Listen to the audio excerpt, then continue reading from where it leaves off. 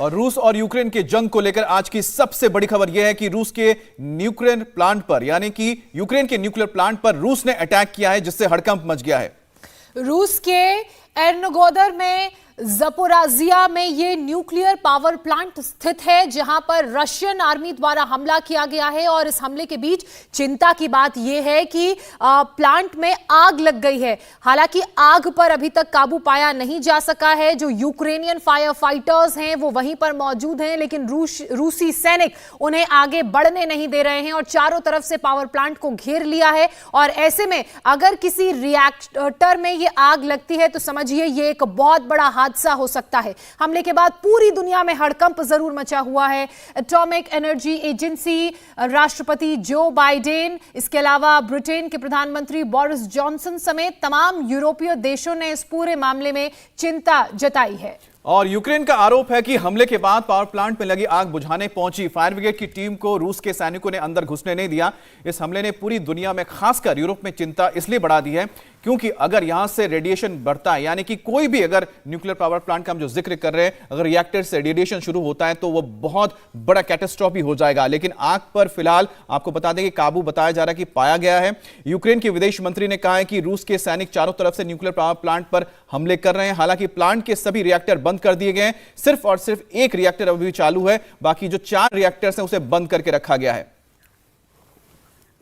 और अब आपको इस प्लांट की सैटेलाइट इमेज दिखाते हैं, जिससे आप समझ पाएंगे कि आखिरकार इस वक्त वहां पर हो क्या रहा है। आप ये देख सकते हैं, ये ज़ापोरिज़िया का न्यूक्लियर पावर प्लांट है और इसमें 6 रिएक्टर्स हैं। 6 रिएक्टर्स में से फिलहाल बताया जा रहा है कि एक रिएक्टर काम कर रहा है, बाकी 4 रिएक्टर्स को बंद कर दिया गया है। और आपको पता है, जो यहां से सड़क जाती है उसको ब्लॉक करके रखा गया था। पिछले 4-5 दिन से लगातार रूसी सेना यहां पर अंदर आने की कोशिश कर रही थी ताकि वो न्यूक्लियर पावर प्लांट को अपने कब्जे में ले सके। आपको बताएं कि ये जो इलाका पड़ता है ज़ापोरिज़िया, बिल्कुल सदर्न इलाके में पड़ता है और खास तौर पर मल्टीपोल जो शहर है जहां पर रूस का ऑलमोस्ट कब्जा हो चुका है। और यही वजह है कि आपको जरा मैप से समझाते हैं, अगर समझ पाएंगे कि आखिरकार किस जगह पे ये पूरा हमला चल रहा है। आप ये देख सकते हैं, ये न्यूक्लियर पावर प्लांट है और यहां पर 6 रिएक्टर्स हमने लिख दिया, 1 2 3 4 5 6 रिएक्टर्स आप देख रहे हैं। 6 रिएक्टर्स में से फिलहाल एक रिएक्टर काम कर रहा है। और ये जो न्यूक्लियर पावर प्लांट है, ये ज़ापोरिज़िया, ये बिल्कुल सदर्न इलाके में पड़ता है और मल्टीपोल जो शहर है वो इसी इलाके में पड़ता है। इसका बहुत बड़ा शहर है जिस पर रूस के सैनिक पहले से ही पहुंच चुके हैं, लगभग कब्जे में आ चुका है। और सबसे बड़ी बात है कि ये जो न्यूक्लियर रिएक्टर है, अगर इस पर कह सकते हैं कि अगर रूस अपना कब्जा कर लेता तो आप समझिए कि यूरोप का सबसे बड़ा न्यूक्लियर पावर प्लांट है। और यहां से जो बिजली सप्लाई होती है, पूरे के पूरे डॉनबास का इलाका है जहां पर रूस का कब्जा है। साथ ही साथ नीचे की तरफ आप जाते हैं, जो हम लगातार आपको कह रहे थे, खेरसों, ये पूरा का पूरा इलाका।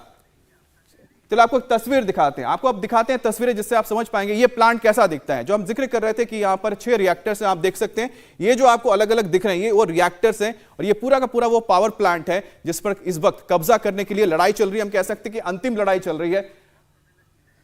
और आपको बता दें कि ये बहुत ही ज्यादा संवेदनशील इसलिए हो जाता है क्योंकि यहां से एक तो है कि पूरे यूक्रेन के बहुत बड़े हिस्से में बिजली की सप्लाई होती है, दूसरी बात है कि बहुत बड़े हिस्से में होती है, और दूसरी बात है कि रूस का जहां पर इस वक्त कब्जा है उस पूरे इलाके पर यहीं से बिजली की सप्लाई होती है, इसलिए रूस चाहता है कि इसको अपने वो कब्जे में ले ले।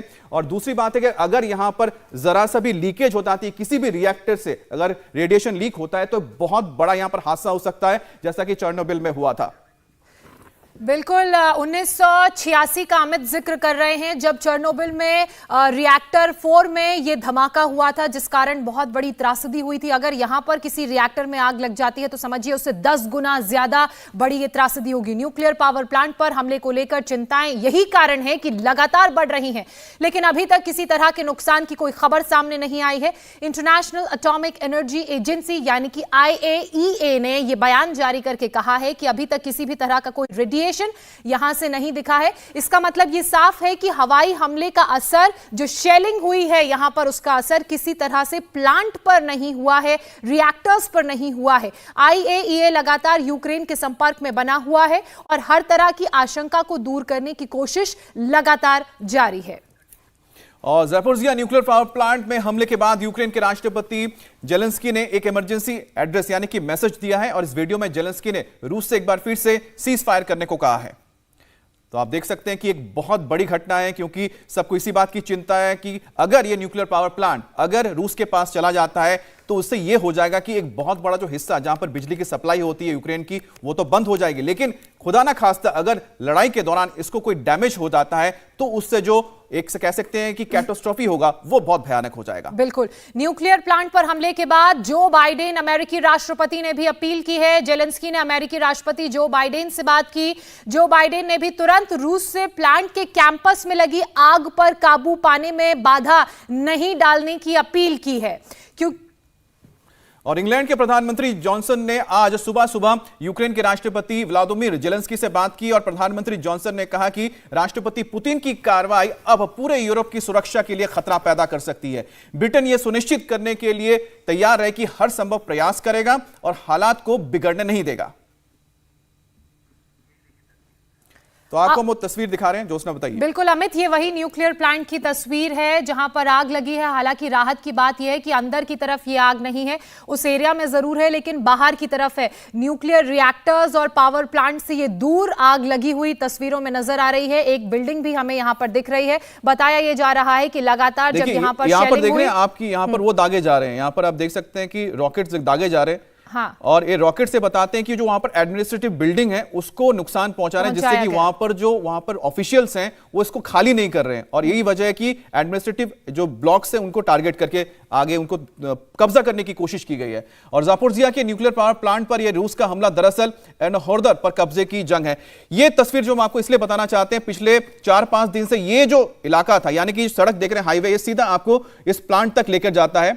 और एनहोर्दा प्लांट जो है न्यूक्लियर पावर प्लांट जापोरिजिया का, उस रोड को ब्लॉक करने के लिए डंपर्स लगा दिए गए, टायर्स लगा दी गई, यहां पर सैंडबैग्स डाल दिए गए थे। और जो लोकल्स हैं, साथ ही साथ न्यूक्लियर पावर प्लांट के जो कर्मी हैं और साथ ही वहां पर जो लोकल फोर्सेस है, वो रूस को रोकना चाहती थी। जब यहां से निकलने को नहीं मिल रहा था, उसके बाद रूस ने यहां पर रॉकेट्स दागे हैं इस पावर प्लांट पर और साथ ही साथ इस पोस्ट के ऊपर भी हमला किया गया है। और आप देखिए कि किस तरह से इस पूरे हाईवे को जाम करके रखा गया था। इसे तितर बितर करने के लिए कल इस पर हमला भी किया गया और इसे भी हटाया गया है। और साथ ही साथ उसके बाद जो फोर्सेस थी वो न्यूक्लियर पावर प्लांट तक पहुंची है। और अमित देखिए किस तरीके से इस रास्ते को सिविलियंस द्वारा, न्यूक्लियर प्लांट के एडमिनिस्ट्रेशन द्वारा कंट्रोल किया गया ताकि रूसी सेना आगे ना बढ़े। लेकिन रूस की सेना के मंसूबों के आगे ये सारा एग्जीक्यूशन छोटा नजर आया और उसके बाद कुछ इस तरह की तस्वीरें। इंडिया टीवी हर वक्त हर जगह डाउनलोड करने के लिए सर्च करें India TV news Google play store या ऐप स्टोर पर।